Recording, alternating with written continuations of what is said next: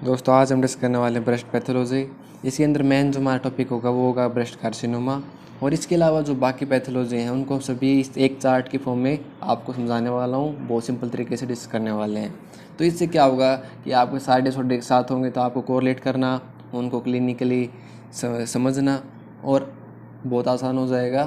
तो सबसे पहले हम स्टार्ट करते हैं दोस्त आपका कार्सिनोमा से। तो कार्सिनोमा में आपका पहला सबसे पहली चीज़ आती है कि हमें triple assessment in breast cancer क्या होता है। मतलब कोई भी कार्सिनोमा को आपके प्रिवेंशन होता है या उसकी डायग्नोसिस होती है, उसमें हमें ट्रिपल असेसमेंट करना नॉर्मली हम करते हैं। तो नंबर वन इसकी तीन चीज़ कौन सी है। Number one clinical examination, second आपका रेडियोलॉजिकल एग्जामिनेशन जिसको हम मेमोग्राफी बोलते हैं, और तीसरा आपका बायोप्सी। बायोप्सी में कौन सा आएगा, आपका ट्रू कट भी आता है या मेन इसका स्टेप होता है fine needle aspiration cytology FNAC। तो तीन आपके triple assessment mainly breast carcinoma में किया जाता है। तो इसका मेन प्रिंसिपल क्या होगा, देखिए क्लिनिकल एग्जामिनेशन ये तो ठीक है, लेकिन जो मेमोग्राफी का मेन प्रिंसिपल साइन क्या होता है, डेंसिटी देखते हैं हम, एक कैल्सिफिकेशन देखते हैं। ठीक है, इससे हम दोनों को देखकर उसको डिफरेंशिएट करते हैं कि ये एक बिनाइन कंडीशन है या मैलिग्नेंट कंडीशन है। उसके बाद दोस्त आता है हम ब्रेस्ट कार्सिनोमा की क्लासिफिकेशन। हम ब्रेस्ट कार्सिनोमा को दो टाइप में क्लासिफाई कर सकते हैं दोस्त, एक आपका कार्सिनोमा इन सीटू, एक आपका invasive carcinoma. Carcinoma in situ में देखिए दोस्त, आपका जैसे जो इन्वेसिव कार्सिनोमा होता है ना, ऐसे ही आपका जो डक्टल कार्सिनोमा है उसके सामने इन सीटू लगा दो, ductal carcinoma in situ, lobular carcinoma in situ. और ये है जो ductal carcinoma in situ associated with Paget's disease, पैजे डिजीज ऑफ ब्रेस्ट। ठीक है, तो तीन कंडीशन आती हैं, DCIS, LCIS और ये मान लीजिए पैजे डिजीज जो आपकी इसी के साथ एसोसिएटेड होती है। तो ये कार्सिनोमा इन सीटू के एग्जाम्पल है। उसके बाद जो इन्वेसिव जो मेन कार्सिनोमा है वो आपके दो टाइप के हम कर सकते हैं, एक नॉन स्पेशल टाइप NST, इसके अंदर जो मेन आता है वो आता है इंट्राडक्टल कार्सिनोमा। इंट्राडक्टल यही जो डक्टल था ना वो अब इंट्राडक्टल बन जाएगा, यहाँ पर इंसिटू था, यहाँ पर इन्वेसिव कार्सिनोमा हो गया। स्पेशल के अंदर क्या आएगा, lobular, cribriform, colloid, medullary, papillary, metaplastic. ये जो इनकी शेप है, इनकी कुछ करेक्टरिस्टिक आपके हिस्टोलॉजी है उसके रिकॉर्डिंग हम इनको करते हैं, लेकिन इनका अमाउंट इसके कंपेयर में बहुत कम है। ज़्यादातर मोस्ट कॉमन यही रहता है। और लेकिन इस हमें पता होना चाहिए, जब भी आप बायलैटरली की बात करें, नॉर्मली जो ब्रेस्ट कार्सिनोमा होता है वो यूनिलैटरली मिलता है, लेकिन क्वेश्चन के अंदर आपको बायलैटरली हिंट मिले तो आपको सस्पेक्ट होना चाहिए लोबुलर कार्सिनोमा ब्रेस्ट के बारे में। ठीक है, उसके बाद दोस्त आती है कि हम नॉन स्पेशल टाइप है उसको भी फर्दर डिवाइड कर सकते हैं, जो मोस्ट कॉमन था। इसके हम कैसे डिवाइड करते हैं, लुमिनल A 5 टाइप में डिवाइड करते हैं, luminal B normal breast like, basal like, HER2 positive. तो ल्यूमिनल A में जो परसेंटेज होती है वो होती है 40 to 55% ऑफ टोटल। तो इसके अंदर आपका जो एस्ट्रोजन रिसेप्टर तो पॉजिटिव मिलता है, लेकिन HER2 नेगेटिव मिलता है। रिस्पॉन्ड अच्छा करता है, प्रोग्नोसिस अच्छी होती है इसकी। सेकंड आता है ल्यूमिनल B, इसका परसेंटेज होता है 15 से 20%। ये ट्रिपल पॉजिटिव होता है, ट्रिपल मतलब एस्ट्रोजन पॉजिटिव भी, प्रोजेस्टर पॉजिटिव भी, HER2 पॉजिटिव भी, ल्यूमिनल B आता है।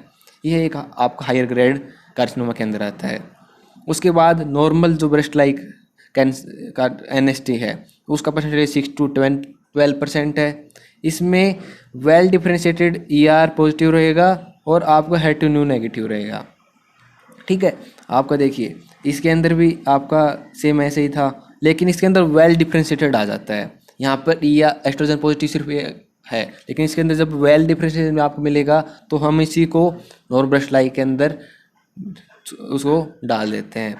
बेसल के अंदर ट्रिपल नेगेटिव होगा, HER2 पॉजिटिव के अंदर HER2 पॉजिटिव रहेगा, बाकी नेगेटिव रहेंगे। ठीक है, इससे इस क्लासिफिकेशन से हम 5 टाइम में इसको डिवाइड कर सकते हैं। कई बार डायरेक्ट क्वेश्चन पूछा जाता है कि आपको दिए जाते हैं कि कौन सा है। इसके अलावा आपका कार्सिनोमा के अलावा हम बात कर लेते हैं इसके जो बाकी बिनाइन कंडीशन है। बिनाइन कंडीशन में देखिए दोस्त, जो पेन होता है आपका वो आपका मोस्ट कॉमन सिम्टम होता है आपका मैस्टेल्जिया और मैस्टोडाइनिया उसी को बोलते हैं। इसके बाद आपका डिस्क्रीट पैल्पेबल मास सेकंड मोस्ट कॉमन सिम्टम है। और आप किसका चीज़ है बात कर रहे हैं हम, ये आपका कार्सिनोमा ऑफ ब्रेस्ट की बात कर रहे हैं। और breast cancer is the most common malignancy in women in India, सबसे ज़्यादा आपकी ब्रेस्ट कैंसर ही मिलता है। ठीक है, 3 पॉइंट आपके इंपॉर्टेंट है ब्रेस्ट कैंसर के रिगार्डिंग, वो हमने देखे। इसके बाद देखते हैं इन्फ्लेमेशन, जो बिनाइन इन्फ्लेमेशन आती हैं उसमें सबसे पहले आता है एक्यूट मैस्टाइटिस। इसमें देखिए नॉर्मली ये ऑलमोस्ट आपका लैक्टेशन के दौरान मिलता है, और क्या कौन सा ऑर्गेनिज्म इसके लिए रिस्पॉन्सिबल होता है, स्टेफोरियस, ठीक है।